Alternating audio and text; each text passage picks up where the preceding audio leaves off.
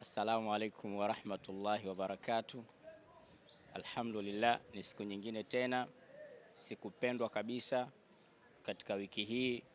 Leo alhamdulillah, kwa rahma za Mwenyezi Mungu Subhanahu wa Ta'ala, tumewafikishwa mimi na wenzangu kuhudhuria katika semina adhimu kabisa ya taasisi ya WAMI, World Assembly of Muslim Youth, ambayo leo imefanyika hapa Tandale, lakini tukiwa tunaishi katika hoteli ya G Hotel Magomeni. Sasa leo ni siku ya kwanza ya semina yetu hii ambayo ilikuwa ina malengo matatu.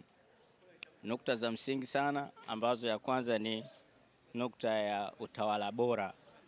Na katika nukta hii kuna mambo mengi mno na hatujawahi kupata semina nzuri ambayo inaeleza masuala ya utawala bora kama semina hii. Kwa kweli ni semina ambayo naomba waliohudhuria katika semina hii wafikishe haya maalumati, haya maarifa kwa watu wengine, ili taasisi na makampuni waweze kupata manufaa makubwa sana katika swala kama hili.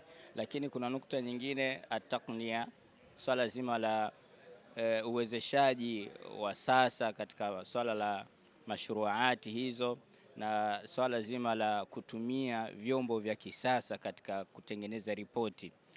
Kwa kweli tumefaidika vya kutosha, alhamdulillah. Mwenyezi Mungu awalipe kila la kheri walioandaa semina hii. Lakini tuwashukuru Rajai TV ambao wamefika katika eneo hili na kuchukua matukio haya.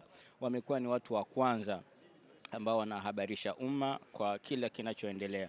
Tuwashukuru walioandaa semina hii kwa mara nyingine, na sisi ambao tumehudhuria, kwa sababu katika taasisi zilizopo hapa Dar es Salaam au Tanzania kwa ujumla ni nyingi mno, lakini alhamdulillah taasisi ya Ashabil Kahfi ya Mheshimiwa Selemani Jafo tumekuwa ni miongoni mwa taasisi pendwa zilizochaguliwa kuhudhuria semina hii.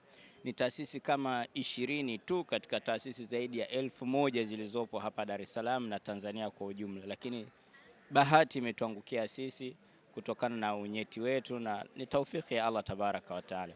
Kwa hiyo tunawashukuru waliotuona kwamba sisi tunafaa kuhudhuria semina hii, kwa sababu imeendeshwa na Waarabu na inaongea lugha ya Kiarabu tu, hamna Kiswahili, na alhamdulillah na sisi tumehudhuria kwa sababu lugha hiyo tunaijua.